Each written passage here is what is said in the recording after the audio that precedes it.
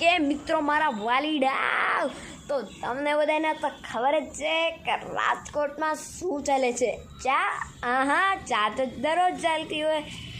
રાજકોટમાં અત્યારે ચાલે છે વરસાદની હારે પાણીના ઢેરા. મતલબ કે રાજકોટમાં રિસેન્ટલી થોડો મતલબ કે ઘણો વરસાદ પડ્યો છે. અને જસ્ટ હું હોમવર્ક પતાવીને બહાર નીકળ્યો તો આઈ સી સમથિંગ ન્યૂ. મેં કંઈક નવું જોયું. ડેલી તડકાવાળા રૂટીન કરતાં કંઈક નવી ગ્રીનરી, કંઈક નવું વેધર, તો હું પછી તમને એ શેર કરીશ.